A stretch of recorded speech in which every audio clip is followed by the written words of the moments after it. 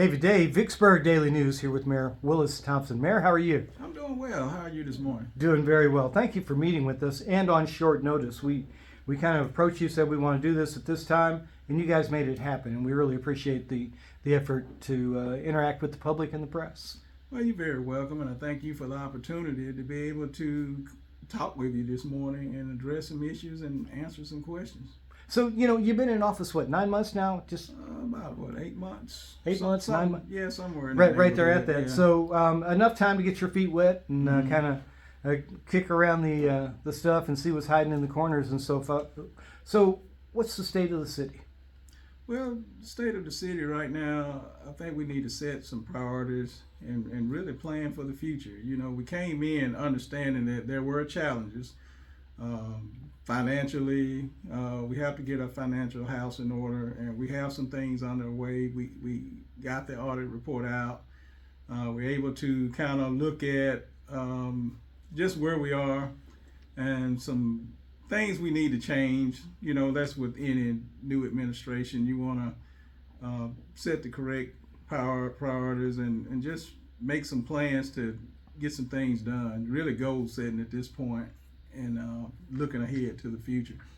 When you came in, I know there were a number of issues, and that you've done several press releases. You've talked about things, but financially, I know there were a lot of concerns. Yes, there were. Well, what we found just during the campaign was that the city didn't have the reserves that it once had. You run a $33 million business and have nothing for a rainy day is concerning.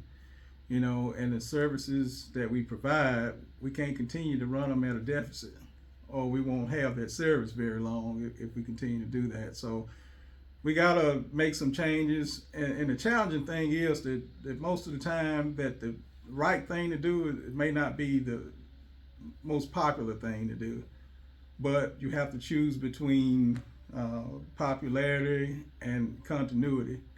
And I think for the future of the city's sake, we have to go in and make some tough decisions. A lot of people blamed you for the problems when you walked in the door. Well, I mean, that's common. These things persisted for years, but the new person comes in and tries to address them. They become public, and everybody are not informed the way others are and kind of follow the news of the city. So it might be new to some people. We were in a board meeting a few months ago, and a citizen came in asking about garbage. And we've been talking about garbage almost a year now, even during the campaign, on why the garbage rates were up.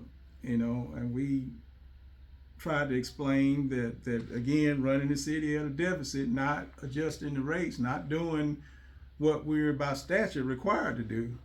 So we can continue along that trend, whether it's right or legal or not, or we can try to right the ship. And we do have a plan to stabilize those rates.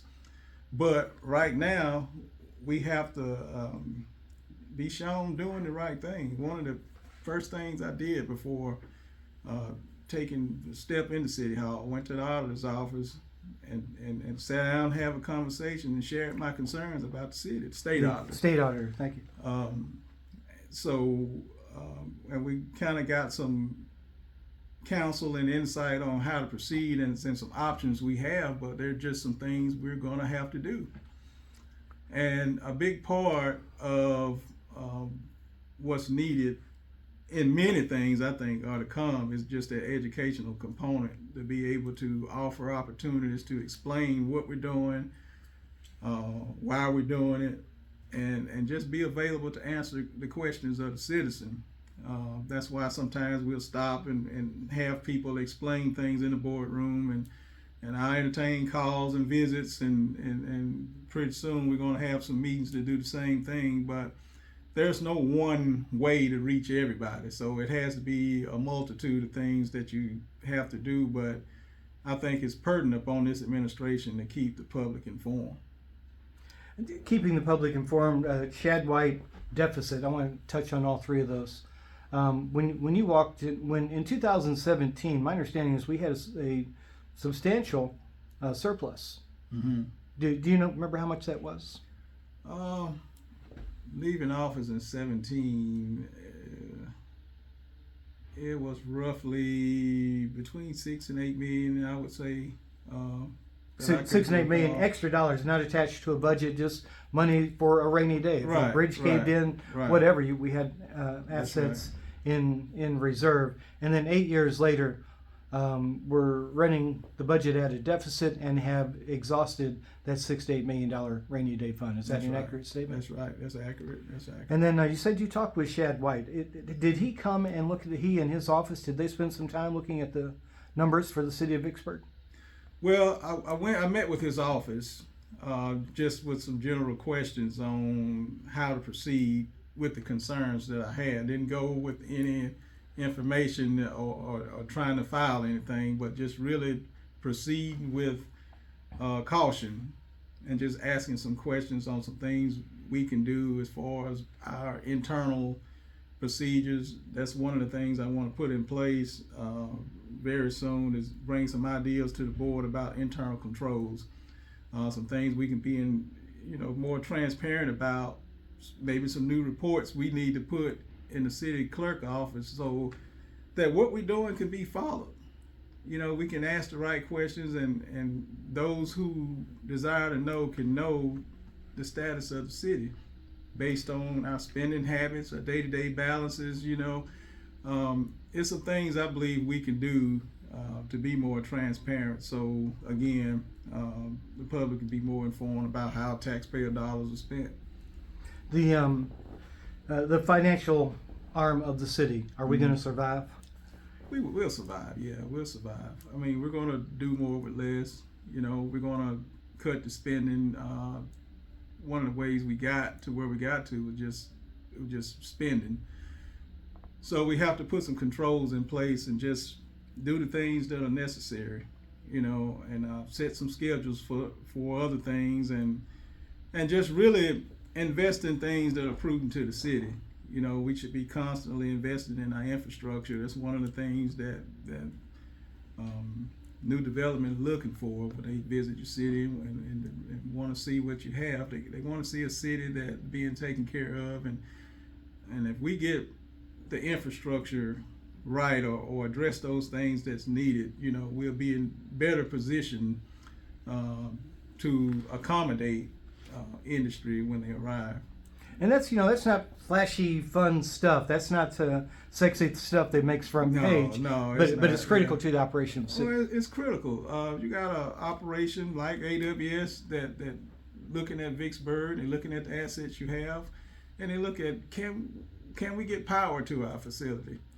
Can you provide water and sewer services, and how efficiently can you do it? We got a grant opportunity a few months ago from the Mississippi Development Authority that allows us to start the design on another water tower down south because it's needed. It'll give us an auxiliary water source, and it helps support ERDIC here, who needs the water source for the supercomputing efforts there. And they were talking about that last administration as well, that there's absolute need down there, and glad to see this coming too. Yes, we're in the design phase right now. And with that being a grant opportunity, that's not an extra cost to the city, correct? No, that's money that we advocate for and we receive, we apply for it, and we were luckily and fortunate enough to get it, and we're going to start working on it right now. We've been awarded. We had an ask in the legislative session about doing the same thing for our major corridors as far as road repair. So we want to, make those kind of projects known, because again, it's your infrastructure. We're talking about new developments that we're looking forward to along our main corridors, and we have to be able to just maintain it. And we are a tourist city.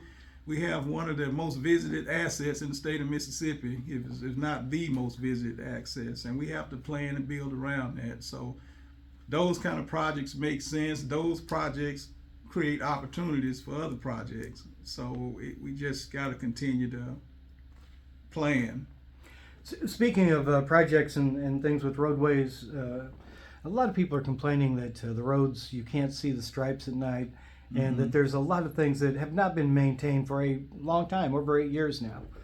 Is there a plan in place yet to kind of resurface? And like downtown, the bricks are starting to color. They're not actually bricks. You know, they're asphalt that was painted.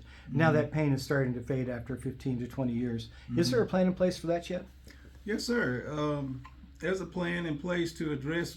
The first thing you mentioned was the striping, which is very important. I can't speak to why it wasn't striped in the past, but one of the things I noticed that coming in that we didn't have our traffic department was depleted. Our manager had retired and we were short staffed there. So one of the things we've done is try to get that department staff and just out assessing what needs to be done right now. And I've been over to the Transportation Commissioner's office and working on building that relationship there. We got some projects that are on the way, and I'm happy to be able to say that. But it just takes more of those type of efforts to set those priorities, so when opportunities come, we can kind of take advantage of them. You know, like you said, they're not the most colorful things to talk about, but it's a safety concern and they're important.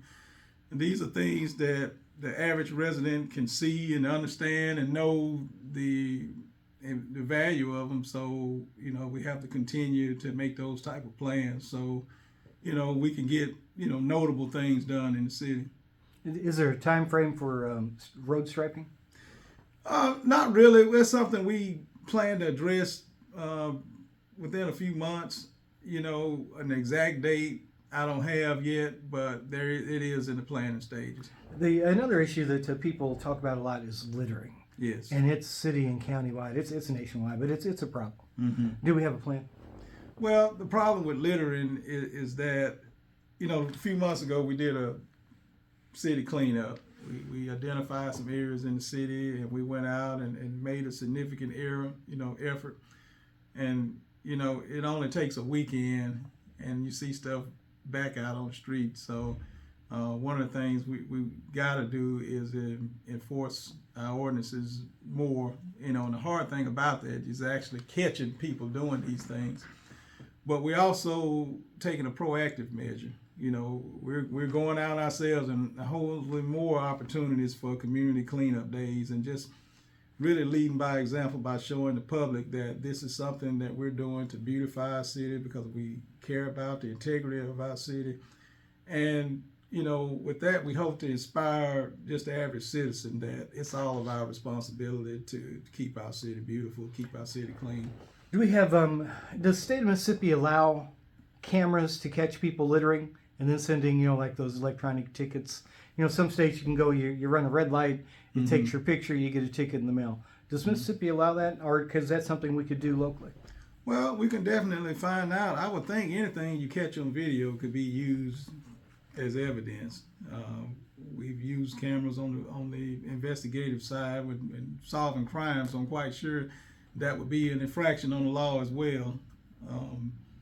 But that's another effort of using the assets we got to just help with our effort of keeping the city clean. As far as the internal workings of the city, especially at City Hall, I see a lot of antiquated equipment, some outdated technologies and so forth. Are we looking at bringing this into the last 20 years or so of technology? Oh, absolutely. That's one of the things we have to do. Technology allows us to do things faster and more efficient, and in a lot of ways at a lower cost. So we have to look at ways to become more faster and disseminate information where it can be viewed, and just using technology to just streamline efforts, I think will allow us to do things to provide a better product as far as service to the residents. A lot of things we want to talk about. We don't want to stay too long, but the fire department, I noticed that they had a class just come through, and it was one of the largest classes in a lot of years. What do you think that is? Oh, I think you have a great staff at the fire department. They're actually, Chief Reed took the initiative on himself to to provide the physical training for the recruits there, and it just shows that what their efforts are in improving the fire department.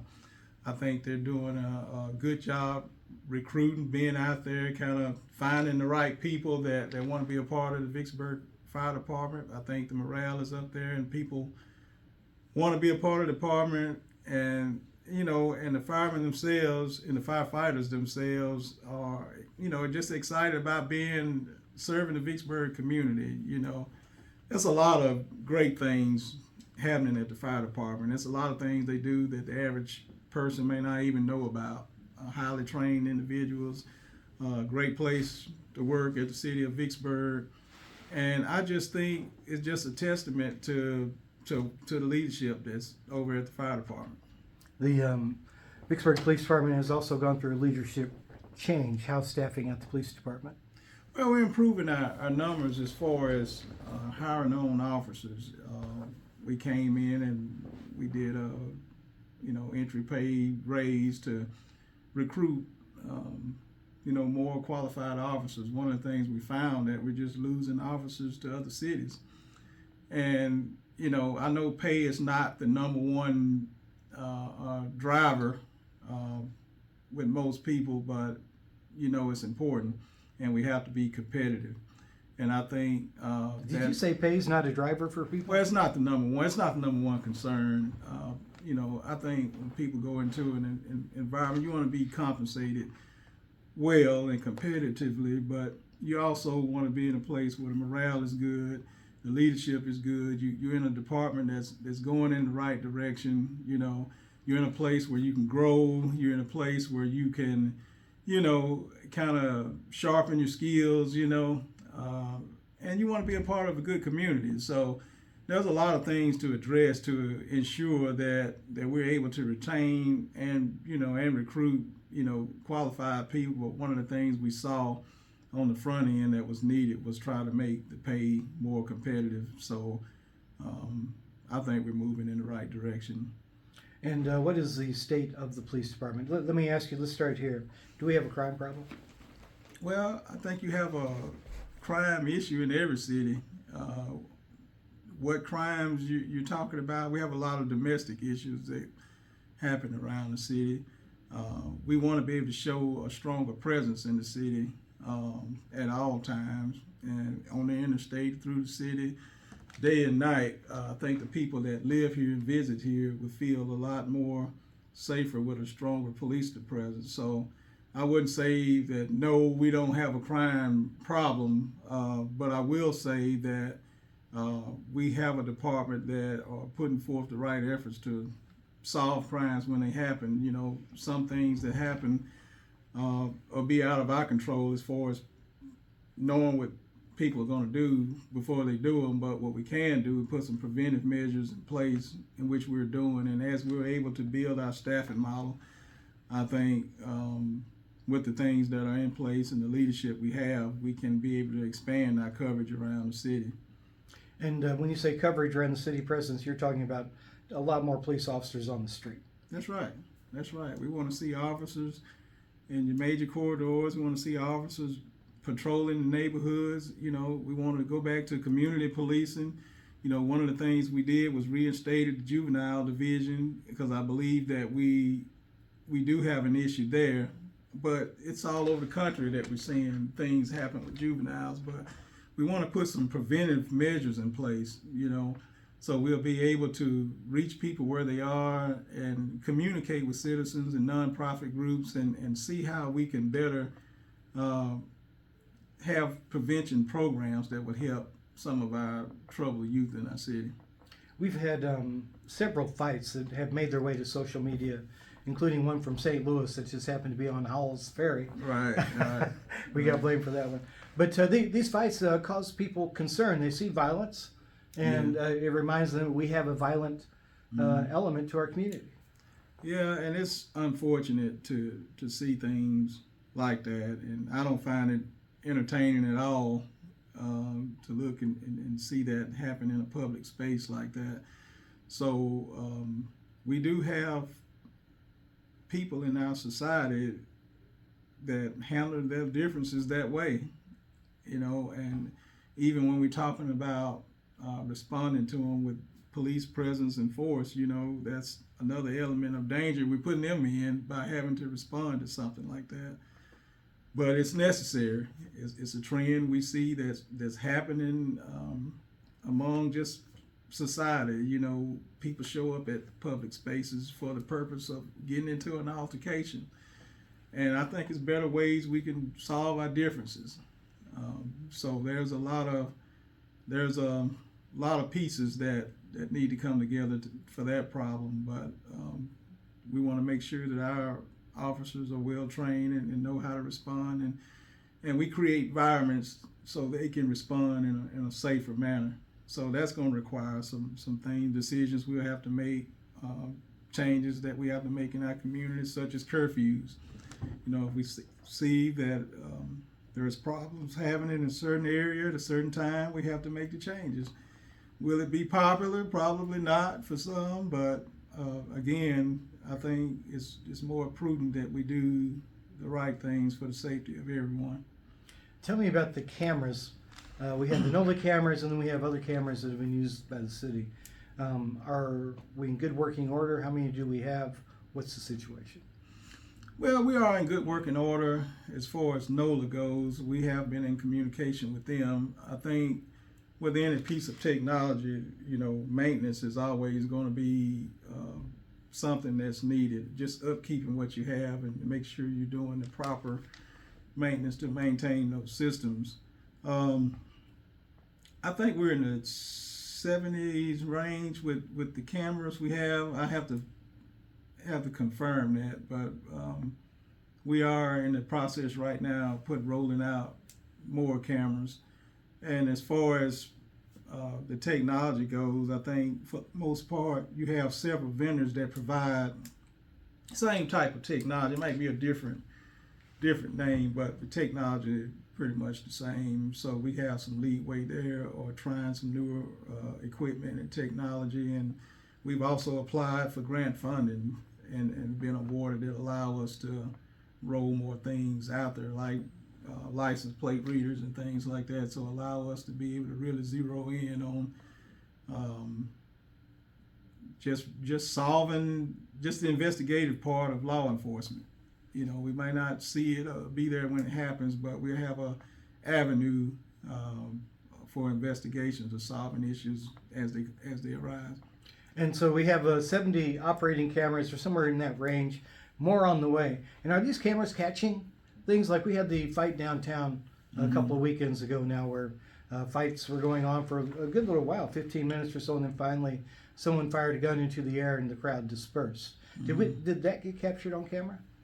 I didn't see that. It depends on where it happened, where the incidents happened. We do have cameras on each block of Washington Street, but that incident happened, I guess, more going up Crawford Street area. But I mean, it was such video footage shared by the participants and the people there that, I mean, we got video we needed to investigate that issue and make some arrests in that. Some people were arrested on that? Yes. Okay.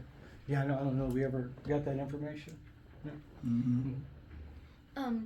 And speaking of that, I know with cameras being equipment and everything, is there a way, if the police department were to increase their drug seizures, and like when they have, for an example, if somebody had a $100,000 vehicle and the police department seized it and they were able to sell that and they get the funding back for that, I know that those funds can only go to purchase equipment for the police department. Would that be a possibility of like just enhancing the camera system? Would those possibly be something that the department could purchase to help increase that? That would help, because the thing about it is the funding. You know, some of this technology is costly, Right. and if you have a direct funding source to aid in those efforts, I would be for that 100%. It kind of seems like it would be good to deter drugs within the city, and then it's also a encouragement for the police department to actually go after and to seize this stuff and to be able to benefit from that in the end.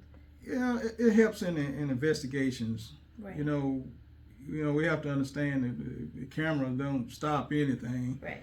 but what you're able to capture can aid in bringing individuals to justice, as evidence. Right. So it is an investigative tool that I would like to see more of, and as we expand that infrastructure, also would mean expanding individuals that operate and maintain that infrastructure as well, which we're able to do. But the more technology you roll out, the more it costs to maintain it. If it's Right. personnel, whether it's updates, whether it's licensing, it's just whatever you need to keep those efforts going and expand on it. So that's a way with it. We use technology that I would like to see expand, and if we have a funding source, I would be for it. And we do. We've had some grant opportunities that have allowed the purchase of more equipment, but if we have seizure money that we can direct in that way, I think it would be a good use. Well, I know we've talked about all of the issues that we face. We've talked about the deficit. We've talked about where we need to possibly get more funding for the police department or to better our infrastructure. I know that the city's taken steps. You guys have basically been forced to increase rates on gas and different utilities just because of the prior administration is kind of the hand that you were dealt. What are your ideas for more funding sources moving forward? Well, we have some options there. First, we start by operating our services at cost. We can't operate any services at a deficit, whether it's we've addressed garbage, we've addressed gas. We're going to have to address water and sewer. We have some rate studies out there that should reveal how we're doing in that area, what we're paying enough to maintain the system. And one of the primary ways to do that, I believe, that I would like to see is creating a funding source. I'd like to see a funding source for infrastructure and public safety only. Yeah. That you can only, let's say we raise $1 million or $2 million for public safety and the same for infrastructure, and you can only use it for those purposes. So that gives you a direct funding source. See, the problem is we can issue a bond, we can borrow $10 million and address a temporary problem, but it'll take you that long to pay it back. So then you're looking at, well, during this term, Mayor Thompson paved streets and fixed the infrastructure, but it might be another 12 years before it's done again because of the way that you're doing it. So, if we had the funding source directed at public safety that allows us to buy equipment, to hire more officers, to be the highest paid police department in the state or in the top 5, I think that's a goal to shoot for. And we do the same thing for infrastructure. We get things done where we're doing things consistently, not reactively, not when the street sinks in, and we run out and declare an emergency. But every year that we got money directed for infrastructure. I think that's how the city grows. That's the only way it's going to grow.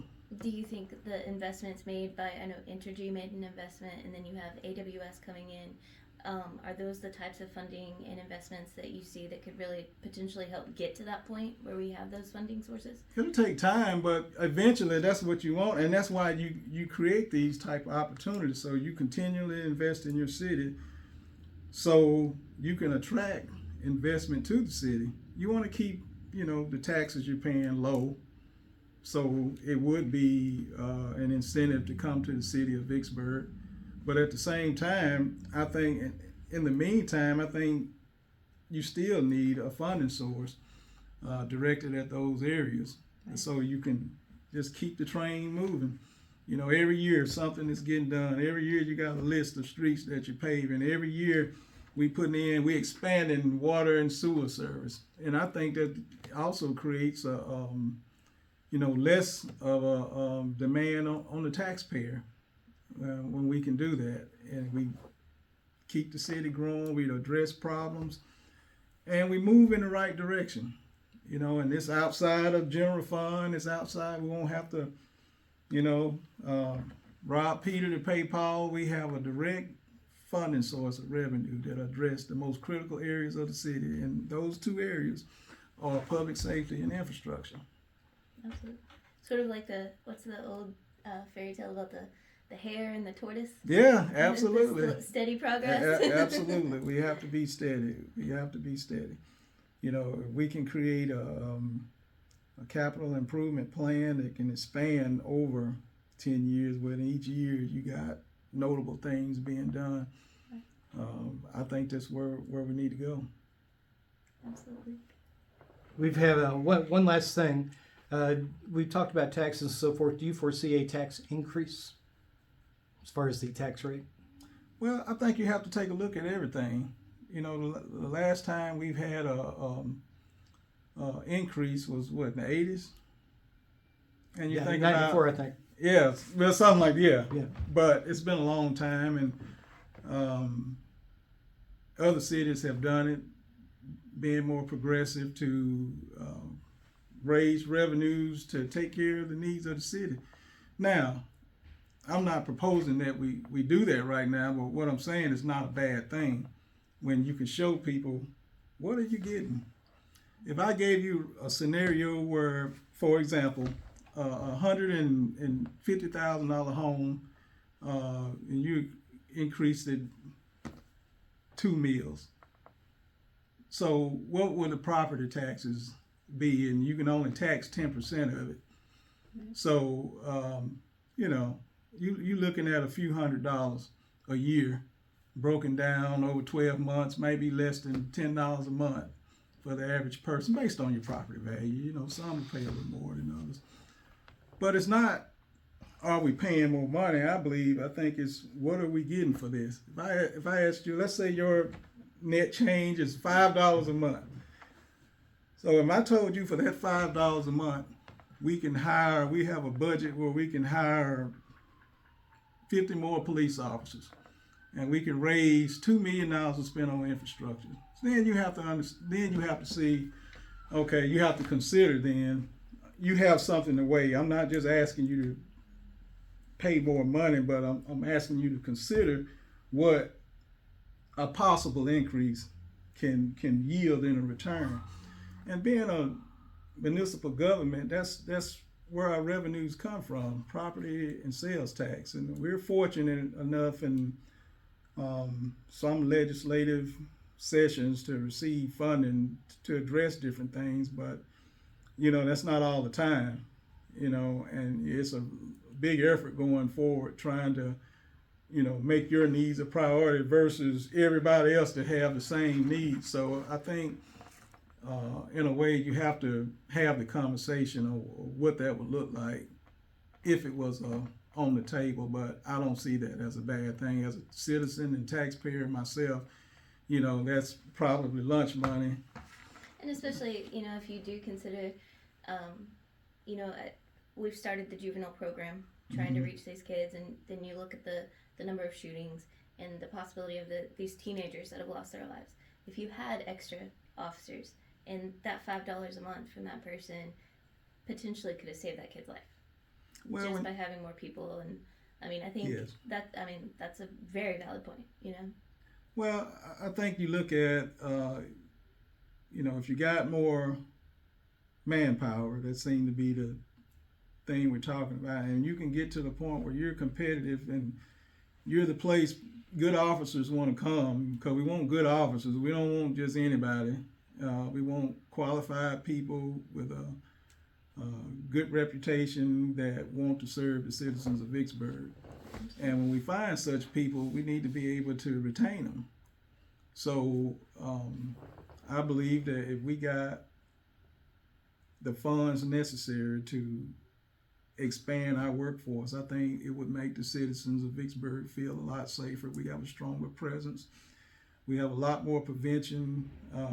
We can do more things in the community as far as preventive programs.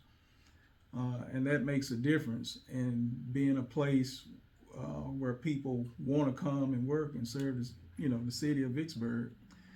And regardless of how we do it, yeah, the investments, it's kind of go full circle, because the investments industry make in the city, yeah, it's gonna bring more revenue to the city if you don't give up too much. You know, it'll bring increase your ad valorem taxes that you bring in and allow you to do a lot more. But even that has to be directed in a way where, you know, you just don't have more money to spend. It's kind of part of where we at now, you know, just spending. But if you can direct it, and I'll be willing to do it by ordinance, we can only use this money for this. Right. And if we doing this to make our city a better place, a place where people want to invest, a place where you know, we're being progressive. Projects are ongoing. We're identifying critical things and we get them done. But it all comes down to what can you afford to do. And you know, right now we have some challenges, but I think to overcome those challenges, you have to do more with less. You know, make priorities. Of course, you know, have a reserve in place. But you have to plan for the revenues for the future. And I just think that's critical. Mayor Thompson, we're out of time. Is there anything else you'd like to say before we wrap up? Well, I just thank you again for the opportunity to spend this time answering questions and discussing some priorities and some goals for the city. And I hope we get a chance to do it again. We'll do it soon. Stephanie Cunningham, thank you very much. Mayor Thompson. Thank you. For the Vicksburg Daily News, I'm David Day.